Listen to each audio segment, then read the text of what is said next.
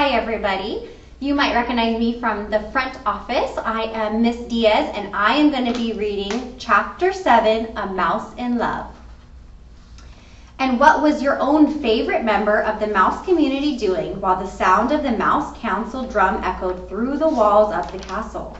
Reader, I must report that Furlough had not seen the worst of it.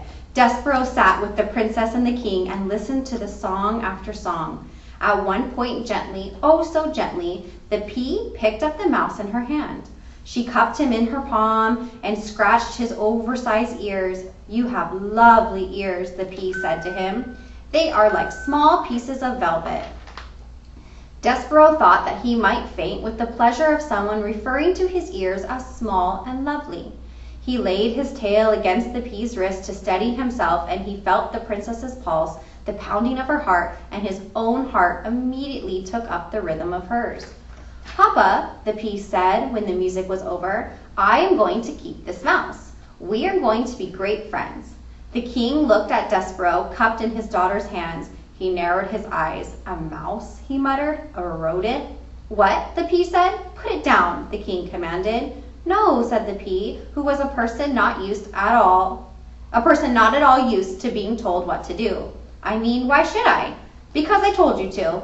But why? Protested the pea. Because it's a mouse. I know, I'm the only one who told you he was a mouse. I wasn't thinking, said the king. Thinking of what? Your mother, the queen.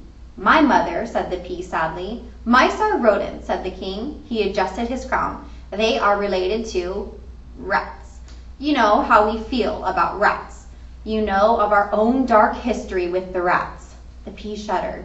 But Papa, she said, he is not a rat. He is a mouse. There's a difference. Royalty, the king said, has many responsibilities, and one of them is not becoming involved personally with even the distant relatives of one's enemies. Put him down, Pea. The princess put Despereaux down. Good girl, said the king. And then he looked at Despereaux. Scat, he said. Despereaux, however, did not scat. He sat and stared up at the princess. The king stamped his foot. Scat, he shouted. Papa, said the princess, please don't be mean to him. And she began to weep. Despereaux, seeing her tears, broke the last of the great ancient rules of mice. He spoke to a human.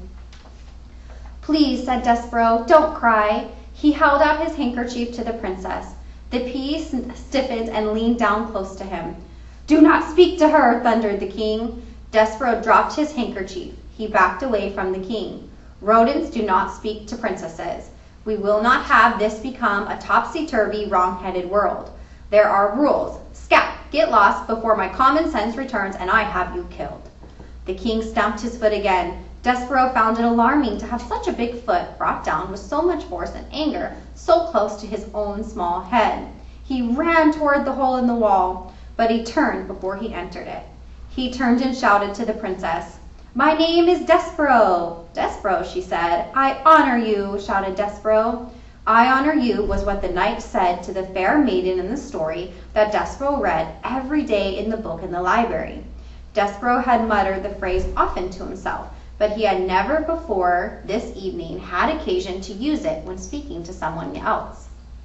Get out of here, shouted the king, stamping his foot harder and then harder still, so it seemed as if the whole castle, the very world, were shaking. Rodents know nothing of honor.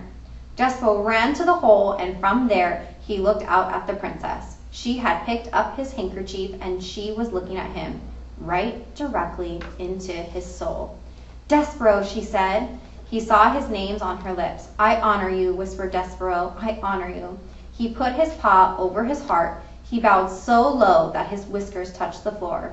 He was, alas, a mouse, deeply in love. Thanks so much for listening. I can't wait to see what happens next. Hi friends, it's Miss Johnston, your school counselor. Today I'm going to read Chapter 8, To the Rats. The Mouse Council, 13 honored mice, and one most very honored head mouse, heeded the call of Leicester's drum and gathered in a small secret hole off King Philip's throne room. The 14 mice sat around a piece of wood balanced on spools of thread and listened in honor while Despereaux's father related the story of what Furlough had seen. "At the foot of the king," said Lester. "Her finger right on top of his head," said Lester. He was looking up at her, and it was not in fear. The Mouse Council members listened with their mouths open. They listened with their whiskers drooping and their ears flat against their heads. They listened in dismay and outrage and fear. When Lester finished, there was a silence, dismal and deep. "Something," intoned the most very honored head mouse, "is wrong with your son. He is not well. This goes beyond his fevers, beyond his large ears, and his lack of growth. He is deeply disturbed. His behavior endangers us all. Humans cannot be trusted. We know this is to be an indisputable fact. A mouse who consorts with humans, a mouse who would sit right at the foot of a man, a mouse who would allow a human to touch him." And here, the entire Mouse Council indulged in a collective shiver of disgust. "Cannot be trusted. That is the way of the world, our world.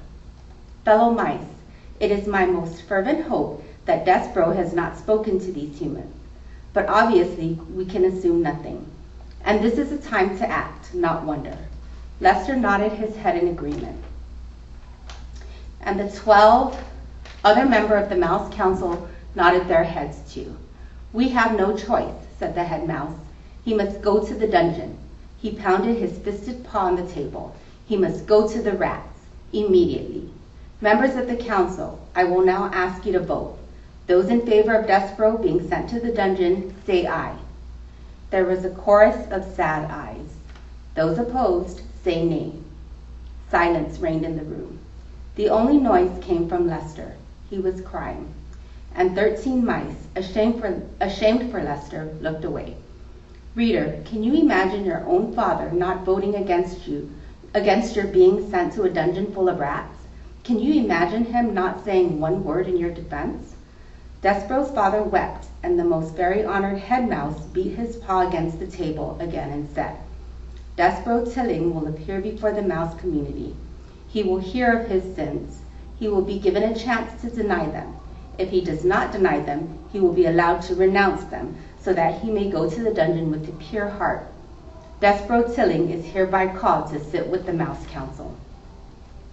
At least Lester had the decency to weep at his act of perfidy. Reader, do you know what perfidy means? I have a feeling you do, based on the little scene that has just unfolded here. But you should look up the word in your dictionary, just to be sure. I hope you enjoyed this chapter today. Can't wait to see what's going to happen next. Bye. Good morning, Dolphins. My name is Dr. Jason Davis, and I'm the assistant principal at Guam High, and I'm related to someone very special at this school, but I'll let you figure out who that is. So today, we're going to be reading Chapter 9, The Right Question. Here we go. The Mouse Council sent Furlough to collect Despereaux, and Furlough found his brother in the library, standing on top of the great open book, his tail wrapped tightly around his feet, his small body shivering. Despereaux was reading the story out loud to himself. He was reading from the beginning so that he could get to the end, where the reader was assured that the knight and the fair maiden lived together happily ever after. Despereaux wanted to read those words, happily ever after. He needed to say them out loud. He needed some assurance that this feeling he had for the Princess P, this love, would come to a good end. And so he was reading the story as if it were a spell, and the words of it spoken aloud could make magic happen. "See here," said Furlough out loud to himself. He looked at his brother and then looked away. "This is just the kind of thing I'm talking about. This is exactly the kind of thing. What's he doing here, for Christ's sake? He's not eating the paper, he's talking to the paper. It's wrong, wrong, wrong." "Hey," he said to Despereaux. Despereaux kept reading. "Hey," shouted Furlough. "Despereaux, the Mouse Council wants you." "Pardon?" said Despereaux. He looked up from the book. "The Mouse Council has called you to sit with them." "Me?" said Despereaux. "You." "I'm busy right now," said Despereaux. He bent his head again to the open book. Furlough sighed. "Geez," he said. "Cripes, nothing makes sense to this guy, nothing. I was right to turn him in. He's sick. Furlough crawled up the chair leg and then hopped onto the book. He sat next to Despereaux. He tapped him on the head once, twice. Hey, he said, the Mouse Council isn't asking, they're telling, they're commanding. You have to come with me right now. Despereaux turned to Furlough. Do you know what love is? He said. Huh? Love. Furlough shook his head. You're asking the wrong question, he said. The question you should be asking is why the Mouse Council wants to see you. There is somebody who loves me, said Despereaux, and I love her, and that is the only thing that matters to me. Somebody who loves you? Somebody who you love? What difference does that make? What matters is that you're in a lot of trouble with the Mouse Council. Her name, said Despereaux, is P. What? The person who loves me. Her name is P. Cripe, said Furlough, you're missing the whole point of everything here. You're missing the point of being a mouse. You're missing the point of being called to sit with the Mouse Council. You've got to come with me. It's the law. You've been called. Despereaux sighed. He reached out and touched the words Fair Maiden in the book. He traced them with one paw, and then he put his paw to his mouth. Cripe, said Furlough, you're making a fool of yourself. Let's go. I honor you, whispered Despereaux. I honor you. And then, reader, he followed Furlough over the book and down the chair leg and across the library floor to the waiting Mouse Council. He allowed his brother to lead him to his fate. I hope you enjoyed chapter 9. It was my pleasure to read it for you. Have a great day.